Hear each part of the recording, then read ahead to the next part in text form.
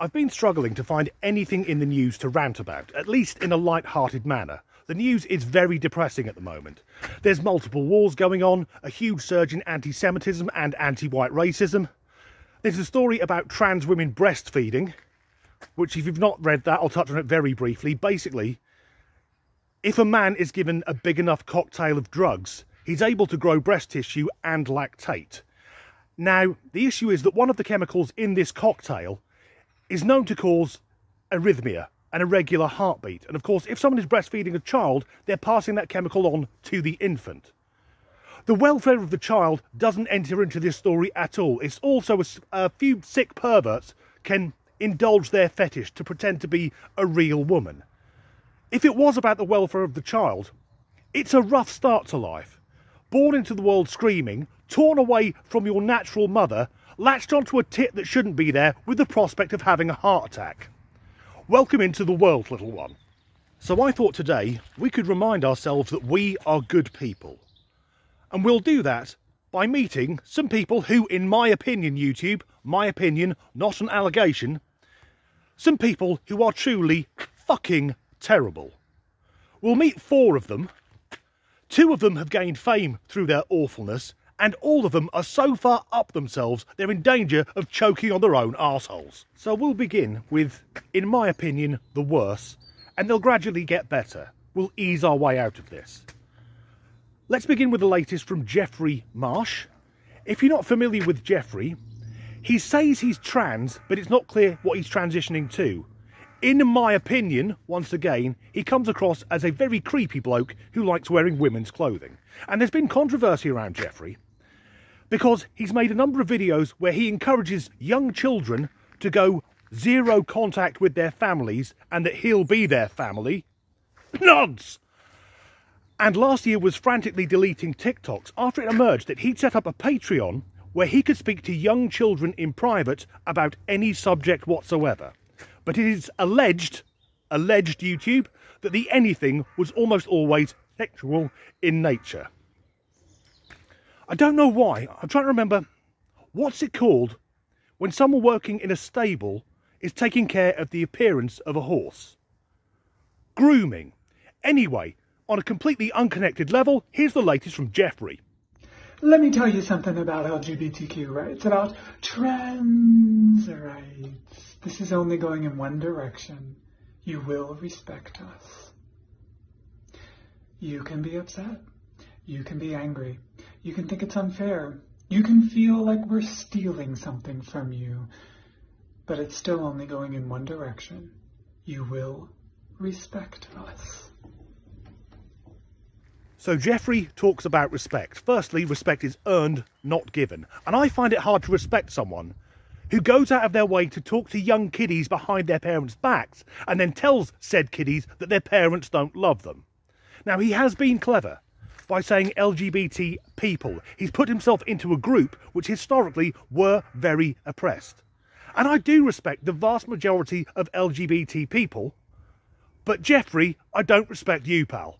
And as for specifically respecting trans people, what more does he want?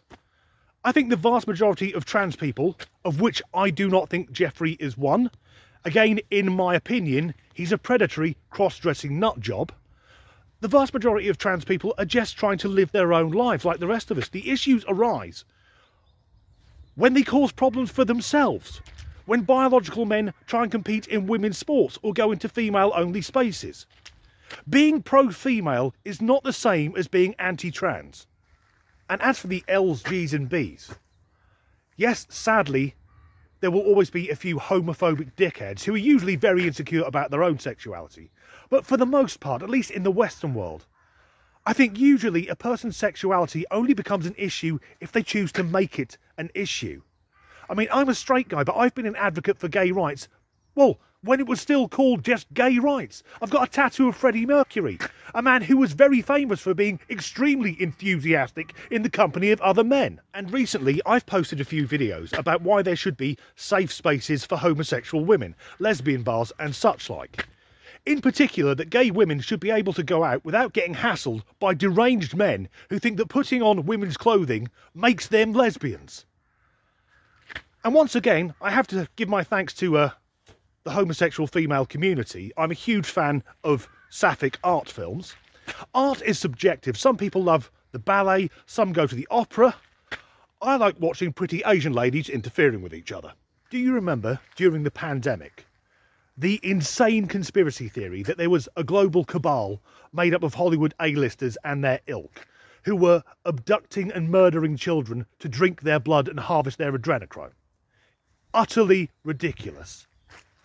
But that stare that Jeffrey does makes me think maybe there was something in that. I don't think there was anything in it, YouTube. I am joking. So let's move on to Attitude's Woman of the Year, the walking insult to every real female, Dill Mulvaney. 15 minutes almost over. Says user 9704035144775.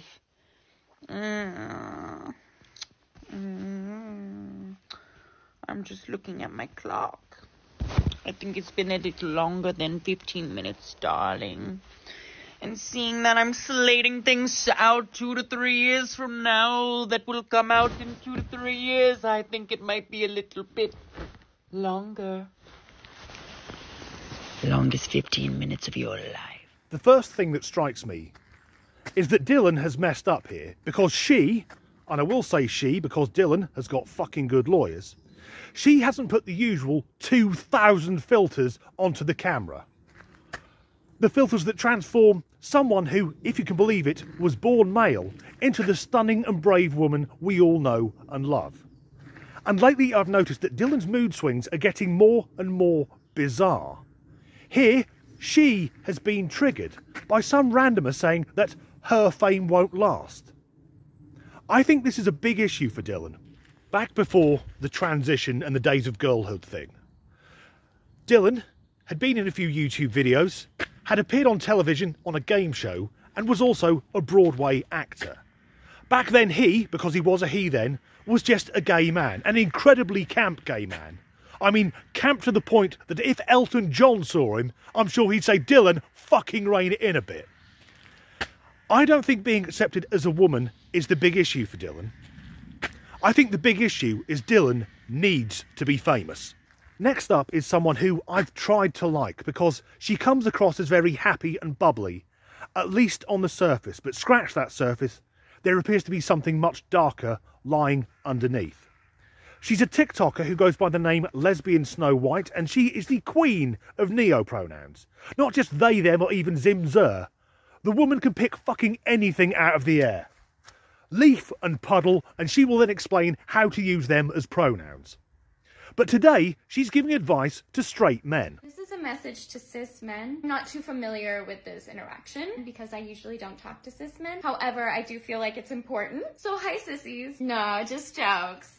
So cis men, when you are invited by a straight woman to a lesbian bar, and yes, this is in regard to the straight woman who invited a cis man to a lesbian bar and all the stitches that came from it. Okay, first of all, you can always say, no, we shouldn't go, you know? And suggest to go to a straight bar across the street with your straight woman so she won't feel the need to pop off on a lesbian and defend the patriarchy. Ooh, and sometimes it's hard to do that for straight women, and that's a whole issue in itself. She isn't used to interacting with cis men, or men as we're more commonly known. She doesn't know how to converse with half the human race. What a strange existence. Now, I agree with her in principle that straight people probably shouldn't be in lesbian bars. Save for this, if a hypothetical female friend of mine asked me to chaperone her to a lesbian bar, it may be that she's experimenting. Maybe she's realised she's not as straight as she thought she was. After all, spaghetti straight until it starts to get wet. But there's an air of hypocrisy from Lesbian Snow White, because there's a clip from last year when she and her wife, who of course goes by they them pronouns, visited a bar for gay men. I was just getting a drink at the bar and they called both Azul and I ladies. After they were done making the drink, I went up and I was like, some people don't refer to themselves as ladies, but it's okay that you didn't know. And they kicked us out. I didn't think that was gonna happen. Like, how am I supposed to feel? This is the two women went to a gay bar where the bartender politely addressed them as ladies, but she had to fucking correct him, and that got them kicked out.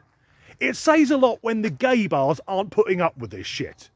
Finally, we have a non-binary female explaining the pronouns her partner uses for her. Which is good to know because not knowing has been keeping me up at night. Why do I like my boyfriend to call me boyfriend and use he, him pronouns for me when those aren't my pronouns and I don't identify as a trans man or as a boy? Well, some trans individuals may wish to use pronouns or certain terms and language which relates to a gender identity even though they don't identify with it because it affirms their identity. So for me, I like more masculine in words, more masculine in language because feminine leaning words and feminine language makes me feel uncomfortable. So the opposite makes me feel comfortable. However, I don't want to identify as a trans man because I don't feel like a trans man. I'm non-binary, I know I'm non-binary, but that doesn't mean I can't use gendered language to affirm my identity. Which is why he will use he, him for me casually and also will use boyfriend when referring to me. But that doesn't mean that other people should use he, him when referring to me. It's just kind of like our little thing. And that is completely okay for trans individuals to do. I cannot take someone seriously if they pronounce masculine as masculine. To me, masculine, that sounds like a cheese substitute you get in a vegan restaurant. As if I've ever been in a vegan restaurant. No, the places I go to eat. If someone asked, what are the vegan options, the waiter would say, you can pick something off the normal menu or fuck off. So what is going on for that woman's partner, male partner, to go along with the non-binary stuff and call her his boyfriend? I'm guessing either she gives the best oral sex in the entire world, which would have the added advantage that she wouldn't be talking at the time, or her vagina must be lined with fucking velvet. Or maybe it's, I was going to say the boyfriend, the male half of that couple. Maybe he's got his own secrets. Things which need to come out, as it were. Like I said, I'm an advocate for gay rights, so I'll try and pick the politically correct term. Maybe he's a pillow biter. At the end of the evening, he may turn to his non-binary boyfriend and say, okay, you can be the masculine one tonight. Meet me upstairs, bring the strap on and the Vaseline. Do you mind if I call you Derek? So that's the end of this video, and if nothing else, I hope you can take solace in knowing that no matter what you're going through, at least you're not one of those people. If you've enjoyed this video, please do like and subscribe, and as ever, thanks for watching. That's about in the news, at least not out of a fucking bollocks to it. Of a sort of, oh fucking sort it out, Dan.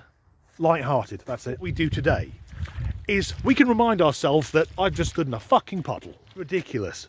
But looking at that stare, up, because Dylan isn't using the usual 2 million different, 2,000 filters to make it, oh nearly, her, she, it. This next person, I've been trying to like her. Different hole.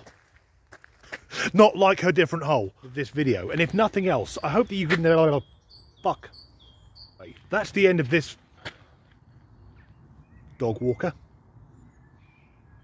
Best not shout fuck too loudly.